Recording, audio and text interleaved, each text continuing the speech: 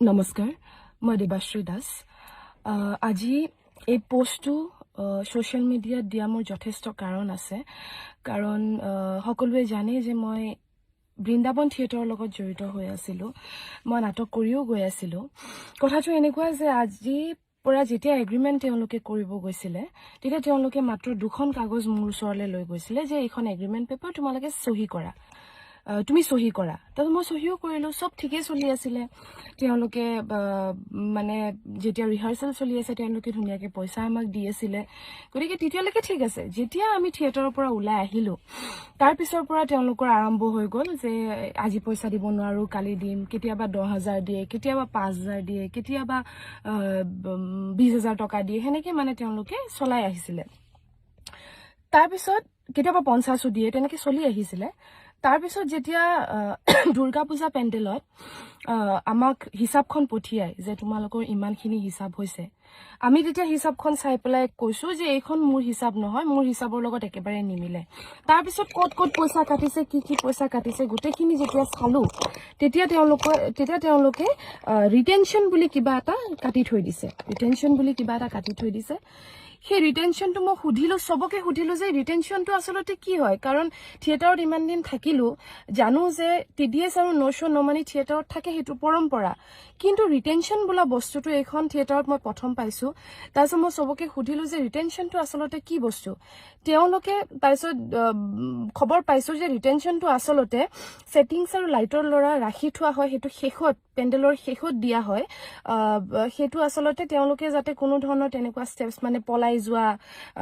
যোৱা ধৰণৰ তেনেকুৱা কাম কৰিব নোৱাৰে সেই কাৰণে মানে ৰিটেনশনটো ৰাখি থোৱা হয় এতিয়া মোৰ প্ৰশ্ন হৈছে যে ৰিটেনশনটো আমাৰ শিল্পী বিলাকৰ কিয় ৰাখে যিসকল আৰ্টিষ্ট বেনাৰত কাম কৰি আছে সেই সকল আৰ্টিষ্ট জানো পলাই যাব মোৰ প্ৰশ্নটো হল এইটো আসলতে এটা গাত লাগা কথা যে যিসকল আৰ্টিষ্টে আমাক মানুহে চিনি পায় আমাক মানুহে চায় গতিকে আমি কিবা ধৰণৰ আমি যদি প্ৰবলেম পাও যে আজি ইয়াত থাকিবলৈ মন যোৱা নাই বহুত মানসিকভাৱে মই যথেষ্ট মই ইয়াত থাকিব পৰা নাই আমি ডেফিনেটলি মালিকক কৈ যাম থিয়েটাৰৰ গোটে মানুহখিনি কৈ যাম যেনেকে মই আজি কৈ আছো গতিকে আমি তেনেকে কৈ যাম কোনো ধৰণৰ পলুৱা ষ্টেপছ আমি নলওঁ গতিকে সেই ৰিটেনশনটো ৰাখি থোৱাটো আসলতে গাত লগা কথা হৈছে তাৰ পাছত দুৰ্গা পূজা পেণ্ডেলতে তাৰপিছত কলো তেওঁলোকক গৈ পিনি যে আপোনালোকে প্লিজ কাইন্ডলি মোৰ এগ্ৰিমেন্টখন দেখুৱাওক তেওঁলোকে এগ্ৰিমেন্টখন সেই দুখন পাত যে মই সাইন কৰি থৈছিলো তাৰ মাজত তেওঁলোকে এক্সট্ৰাকে দুখন পেপাৰ টাৰ্মছ এণ্ড কণ্ডিশনৰ সোমাই ষ্টেপল কৰি দিছে তাৰপিছত যেতিয়া সুধিছো এই দুখন কাগজ কেতিয়া সোমোৱালে কাৰণ এই দুখন কাগজ আজি যদি টাৰ্মছ এণ্ড কণ্ডিশনত এইবোৰ বস্তু লিখা থাকিলেহেঁতেন মই কোনো কাৰণত থিয়েটাৰত নাহিলোহেঁতেন মই বৃন্দাবন থিয়েটাৰত নাহিলোহেঁতেন তেওঁলোকে কৈছে তোমালোকে পঢ়িছিলা তুমি পঢ়ি পেলাই তো তোমালোকে সাইন কৰিছা তেতিয়া মই কৈছো সেক্ৰেটাৰীক যে আপুনি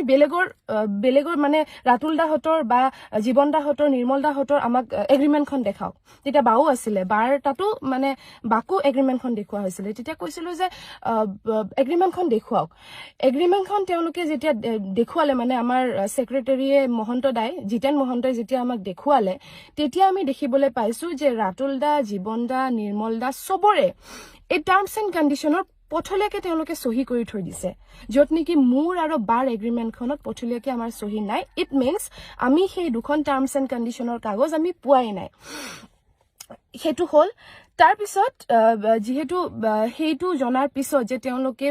ফ্ৰড কৰি পেলাই মাজত দুখন কাগজ ভৰাই দিছে তেতিয়া মালিকক আমি কলো যে দাদা আমি আৰু পেণ্ডেল কৰিবলৈ নাযাওঁ যেহেতু আমাৰ লগত ফ্ৰড হৈছে আমি নাযাওঁ আৰু পেণ্ডেল কৰিবলৈ এটোই আমাৰ শেষ পেণ্ডেল তেওঁ তেতিয়া গুটেখিনি কথা মানি লৈছিলে যে যেহেতু আমি পেণ্ডেল কৰিব যাব লাগিব গতিকে তেওঁ মানি লৈছিলে গুটেখিনি শৰ্ত আমাৰ মানি লৈছিলে তেতিয়া মই এটা শৰ্ত দিছিলো যে মোৰ লগত আইনী পদ্ধতি যেহেতু এখন এগ্ৰিমেন্ট মই নামানো এখন এগ্ৰিমেন্ট আপোনালোকৰ ভুৱা মই এখন এগ্ৰিমেন্ট নামানো গতিকে আপোনালোকে মোৰ লগত নতুনকে আইনী পদ্ধতিত এগ্ৰিমেন্ট কৰিব লাগিব সেইদিনাখন তেওঁ মানিলে আইনী পদ্ধতিত এগ্ৰিমেন্ট কৰিম বুলি কৈছো তেওঁ মানিলে তেওঁ ৰিটেনশনৰ পইচা আমাৰ নাৰাখো বুলি তেওঁ মানিলে তেওঁ আমাক পইচা দিম বুলি তেওঁ মানিলে গুটেখিনি পইচা তেওঁ মানে যিটো পইচা বিচাৰিছিল তেখেতে কৈছে যে এইটো দিব নোৱাৰো এতিয়া তেওঁ তোমাক মই 50,000 টকা এটা দিলো তুমি লোৱা তাৰপিছত তুমি পেণ্ডেললৈ যোৱা গলো তেওঁলোকে যেহেতু গুটেখিনি কথা মানি ললে গতিকে গলো আজি গল তাৰপিছত মানে তেওঁ কোনো ধৰণৰ তেনেকুৱা ৰেছপন্স নিদিয়া হ'ল আমাক আমি ফোন কৰিলে তেওঁ ফোন ৰিচিভ নকৰে তেওঁক মেছেজ কৰিলে তেওঁ ৰিপ্লাই নকৰে আনকি যিসকল আৰ্টিষ্টক তেওঁ আহি পেলাই দৰমহা দিয়ে দৰমহা চিষ্টেমটো তেওঁ আহি পেলাই তেওঁলোকক কমপ্লিট কৰি গৈ থাকে যিয়ে আমি নাটক কৰি নামি আহিম তেওঁ তাৰ পৰা তেওঁ অফিচৰ পৰা নাইকিয়া হৈ যায় জানো ক'ত যায় তেতিয়া সুধো যেতিয়া সেক্ৰেটাৰীক যে দাদা আহিছিল তো দাদা কিনি গ'ল দাদা মানে ক'ত গ'ল তেওঁ কয় যে তেতিয়া ওলাই গৈছে তেতিয়া কওঁ যে আপুনি দাদালে ফোন কৰক আমি আহিছো আমি বহিম তেওঁ ফোনটো ৰিচিভ নকৰে তাৰ পিছত আমি 1 ঘণ্টা 1.5 ঘণ্টা 2 ঘণ্টালে তাত বহো দাদাই তেতিয়ালৈকে নাহে যিয়ে আমি ওলাই গুচি যাওঁ যে দাদা নাই চাগে আকৌ নাহে তেতিয়া তেওঁ আকৌ ঘূৰি আহে চাগে সেইটো কথা আমি নাজানো তাৰ পিছত তেওঁ আমাৰ লগত নবহে মানে আমাৰ তিনিজনীৰ লগত মোৰ প্ৰাঞ্জনা বা আৰু অনামিকাৰ লগত তেওঁ নবহে তেওঁৰ কিবা এটা প্ৰবলেম আছে তেওঁ আমাৰ লগত নবহে তাৰ পিছত তালগুৰি পেণ্ডেলত ৰুম মেনেজমেন্টে মোৰ লগত যথেষ্ট বেয়া ব্যৱহাৰ কৰে ৰুম মোৰ কাৰণে যেটো কমিটিয়ে ৰুম চাই থৈছিলে সেই ৰুমটো তেওঁ বেলেগক দি দিয়ে মানে তেওঁ যেটো ৰুম মানে কমিটিয়ে মোৰ কাৰণে সোৱা ৰুমটো তেখেতে মানে বেলেগক দি দিয়ে বেলেগক দিয়াৰ পিছত সেই কমিটিখনে মোক যেতিয়া কয় যে আপোনাক কাৰণে এইটো ৰুম আসলতে সোৱা নাছিলো তাৰ পিছত মই যেতিয়া গলো মই হেদিনাখন 2টামান বাজিলে গৈ পাওঁতে তেওঁ কৈছে যে তেওঁ মানে কেতিয়াও আমাৰ লগত ৰুম চাবলৈ নাযায় কমিটি মানুহ পঠিয়াই দিয়ে তাৰ পিছত তেতিয়ালৈকে বহুত সহ্যই কৰি আছিলো ৰুম ভাল নিদিয়ে কেতিয়াও ভাল ৰুম নাপাও মইতো মোৰ ক্ষেত্ৰত কেতিয়াও ভাল ৰুম নাপাও তথাপিও মানে থিয়েটাৰখনৰ স্বাৰ্থত মই একো ধৰণৰ ষ্টেপছ নলয় মই যেনেকে দিয়ে মই তেনেকে থাকিবলৈ চেষ্টা কৰো তাৰ পিছত তেওঁলোকে মোক মানে যেতিয়া এটা ৰুম দেখুৱাবলৈ নিছে সেই ঘৰৰ মানুহে মানে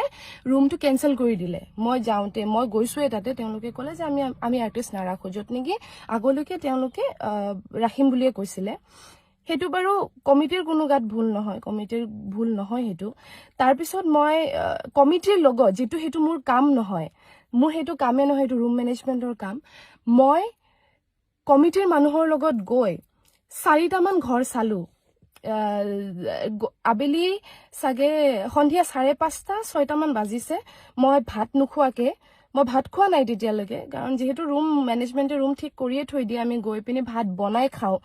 গটিকে 5:30 6টা বজালৈকে মই ভাত নোখোৱাকে ৰেষ্ট নুলুৱাকে 7টা 8টাৰ পৰা আমাৰ নাটক আৰম্ভ হয় মই ৰেষ্ট নুলুৱাকে মই কমিটিৰ লগত ৰুম বিচাৰি ফুৰিছো তাৰ পিছত যেতিয়া মই ৰুম থাকিব নোৱাৰিলো মই কেনসেল কৰিলো কমিটি মানুহে নিজৰ কাৰোবাৰ ঘৰত তেওঁলোকে লৈ গৈছিলে তেওঁলোকে ৰাখিম বুলি কৈছে কিন্তু তেওঁলোকৰ মানে ৰাখিব ইচ্ছা নাই থিয়েটাৰ আৰ্টিষ্ট তথাপিও তেওঁলোকে ৰাখিম বুলি কৈছে তাৰছত মই বলো তেওঁলোকৰ সাগে ৰাখিব ইচ্ছা নাই মোক এখন দেখি তেওঁলোকৰ লাগা নাই যে তেওঁলোকে মানে আমাক ৰাখিব বিচাৰি আছে কাৰণ জোৰ জবৰদস্তিকে এজন মানুহৰ ঘৰত যেতিয়া পটককে গৈ পায় তেওঁলোকে ডেফিনেটলি ৰাখিব নিবিচাৰিবও পাৰে তাৰ পিছত মই কলো যে মই ইয়াত নাথাকো দাদা যেটো মোৰ ভাল লগা নাই মই যাওঁগে মই পেণ্ডেললৈ যাওঁ পেণ্ডেলত যোৱাৰ পিছত মই সেক্ৰেটাৰী গুটিখিনি কথা কলো যে তেওঁ কমিটিয়ে যেটো ৰুম মোক দিছিলে হেতু তেওঁ বেলেগ আৰ্টিষ্ট এজনক দি দিছে আৰু মোৰ ৰুম হোৱা নাই এতিয়ালৈকে মই 5:30 6টা বাজিলে মই ৰেষ্ট লবও সময় নাপালো তাৰ পিছত তেখেতে ৰুম মেনেজমেন্টৰ যিজন আমাৰ মানে হেমন্ত দা আছে তেখেতে আকু গল সেই ৰুম কিটাই চাব গল যোন কিটা ৰুম মই কেনসেল কৰি আহিছো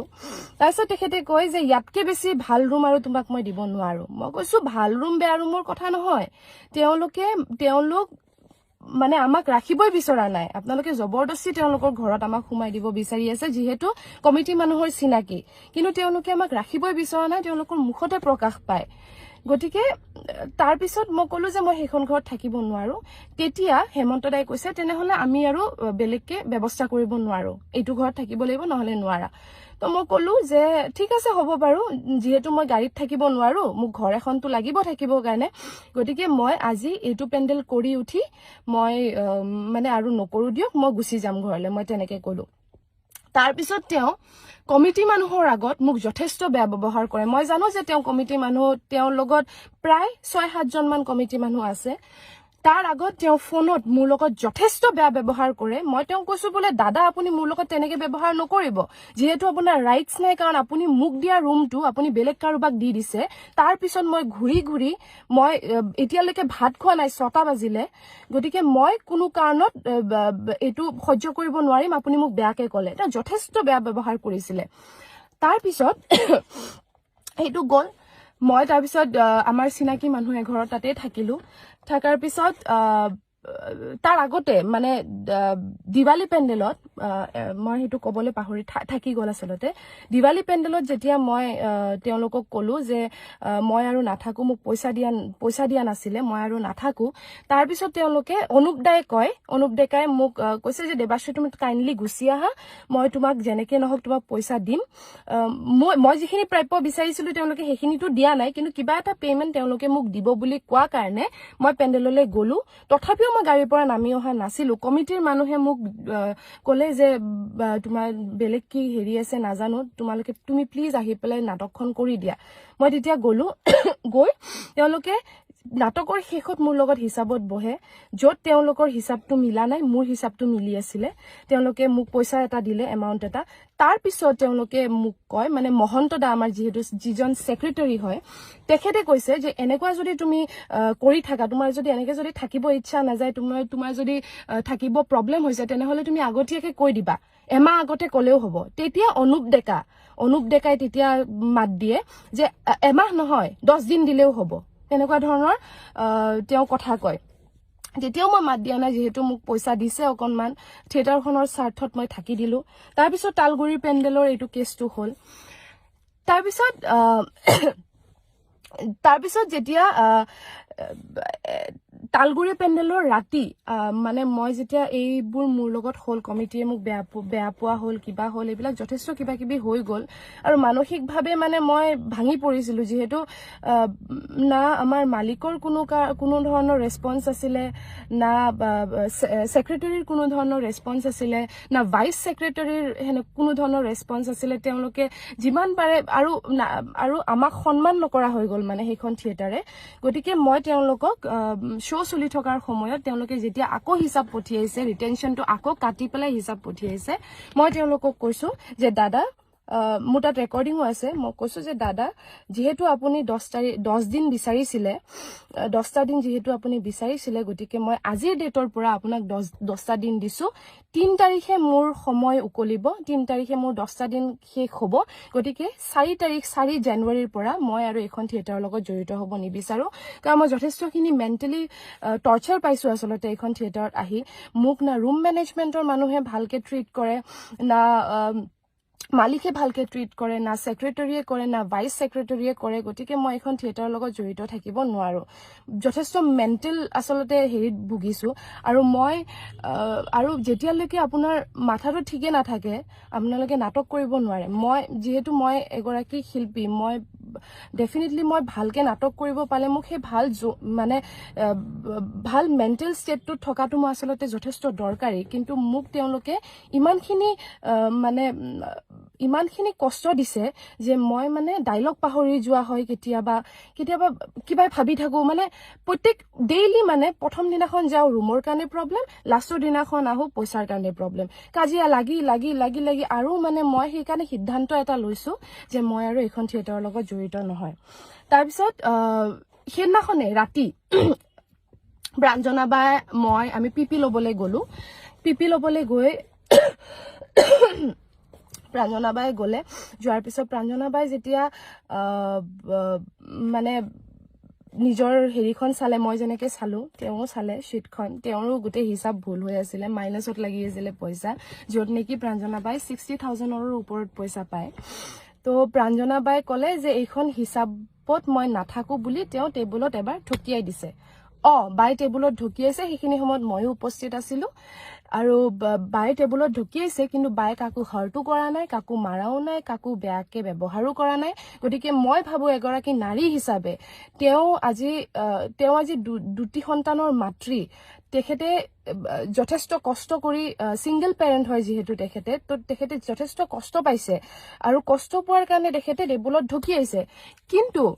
তাৰ পিছত যেতিয়া তেওঁলোকে পিপিচিপি দি পিনে আমাক পঠিয়াই দিলে ৰাতি 1:30 বজাত অনুপ ডেকাই আমাৰ ভাইচ সেক্ৰেটাৰীয়ে তেখেতক ফোন কৰি থ্ৰেটেনিং দিয়ে থ্ৰেটেনিং দিয়া কাৰণটো মই বুজি নাপালো কাৰণ তেওঁ কাকো হাৰ্ট কৰা নাই তেওঁ কাকো মিছবিহেভ কৰা নাই তেওঁ যদি ইমানে তেখেতৰ কবলগীয়া আছিলে আমাৰ ভাইচ সেক্ৰেটাৰী অনুপ ডেকাৰ তেখেতৰ যদি ইমানে কবলগীয়া আছিলে তেখেতে সেইখিনি সময়ত নকয় তেখেতে ফোনত অকলশৰীয়াকে বা কিহৰ কাৰণে থ্ৰেটেনিং দিব গতিকে মই এইটো ক্ষেত্ৰত বাৰ লগত আছো কাৰণ বাৰ কোনো ধৰণৰ একো ভুল মই তাত দেখা নাই তাৰ পিছত কালি মিটিং এখন দিছিলে যেহেতু বায়ে সিদ্ধান্ত লৈছিলে যে বায়ে আজিৰ পৰা বায়ে নাহে গতিকে মই যেহেতু তেওঁলোকক 3 তাৰিখলৈকে ডেট দিছিলো গতিকে মই মিটিংলৈ গলো তেওঁলোকে মিটিংত গুটেখিনি কথাই পাতিলে বাৰ হেৰিও পাতিলে মোৰো অকনমান ময়ো কৈ পালো অকনমান মই কৈছো যে দাদা মই কোনো কাৰণত মই থাকিব নোৱাৰো এইখন থিয়েটাৰত তেতিয়া তেওঁলোকে কি বুলি কয় তেতিয়া কিছুমান আৰ্টিষ্ট আছে আমাৰ তেওঁলোকে কয় যে হেৰি কি বুলি কয় দেৱাশ্ৰী আমাৰ কোনো আপত্তি নাই যেহেতু যোৱা বছৰো আমি এজনী আৰ্টিষ্ট গুচি যোৱাৰ বাবে আমি 14 দিনতে নাটক উলিয়াইছিলো গতিকে এওঁলোক গুচি গলেও আমাৰ একো মানে ফাৰ্ক নপৰে আমি নাটক কৰিয়ে যাম তেনেকুৱা ধৰণৰ কিছুমান কথাও শুনিবলৈ পালো গতিকে মানসিকভাৱে যথেষ্ট আসলতে অসন্মান হৈছো এখন থিয়েটাৰত আহি যেহেতু ৰুম মেনেজমেন্টৰ মানুহে আৰু কমিটি মানে এনেকুৱা কমিটিৰ লগত মানে ইমান ধুনীয়াকে আমাৰ এটা বন্ডিং বহে সদায় যেতিয়া আমি যাওঁ তেওঁলোকে আমাক কেতিয়াবা খানা খাবলৈ মাতে তেওঁলোকে আমাক যথেষ্ট ৰেসপেক্ট কৰে সেই কমিটিখনৰ আগত যেতিয়া ৰুম মেনেজমেন্টৰ মানুহ এটাই ইমান বেয়াকে ব্যৱহাৰ কৰিব এজনী আৰ্টিষ্টক যত নেকি মোৰ তাত কোনো ধৰণৰ ভুল নাই গতিকে মই সেই বস্তুটো মানি ল'ব নোৱাৰো আৰু অনুপ ডেকাই যেহেতু মোক 10টা দিন বিচাৰিছিলে 3 তাৰিখে 3 জানুৱাৰী 2025 চনত মোৰ সেই 10 দিন শেষ হ'ব আৰু 4 নম্বৰ তাৰিখৰ পৰা মই থিয়েটাৰলৈ নাহো গতিকে মই এটোৱে কৈছো মই সকলো কমিটিক মই মোৰ এই ফেসবুকৰ পোষ্টৰ জৰিয়তে মই ক্ষমা বিচাৰিছো যে মই আপোনালোকৰ ওচৰলৈ যাব নোৱাৰিলো আসলে যথেষ্ট মেন্টেল প্ৰেছাৰ তেওঁলোকে বহাই দিছে মূৰত গতিকে নোৱাৰো আৰু বেয়া নাপাব আৰু পেন্ডেল জানো যে পেন্ডেল যথেষ্টখিনি বুক হৈ আছিল পিছলৈকে কিন্তু মানে আমি মোৰ ওচৰত ভাষা নাই যে মই কেনেকে আৰু সেই মানুহখিনিক ফেস কৰো কেনেকে সেই মানুহখিনিৰ লগত গৈ নাটক কৰো কাৰণ যেহেতু আমাৰ কোনো ধৰণৰ তেওঁলোকে একো বুলিয়ে নাভাবে থিয়েটাৰখনত গতিকে মই আৰু এইখন থিয়েটাৰত মানে জড়িত হৈ থাকিব নোৱাৰি মোক একদম বেয়া নাপাব মোক ক্ষমা কৰি দিব মোৰ সাকে প্ৰথম বছৰ মই আজি 4টা বছৰ মই থিয়েটাৰৰ লগত জড়িত হৈ আছিলো কিন্তু এইটো মোৰ 5 নম্বৰ বছৰ এই বছৰতহে মই প্ৰথমবাৰ এনেকে পোষ্ট দিবলৈ বাধ্য হৈছো গতিকে মোক প্লিজ মোক মানে ক্ষমা কৰি দিব মই যথেষ্টখিনি কষ্ট পাইছো মেন্টেলি যথেষ্টখিনি টৰ্চাৰ পাইছো সেই কাৰণে মই সিদ্ধান্ত লবলৈ বাধ্য হৈছো আসলতে মই এইখিনি কৈয়ে মোৰ এই মানে পোষ্টটো মই সামৰণি মাৰিম ঠিক আছে ধন্যবাদ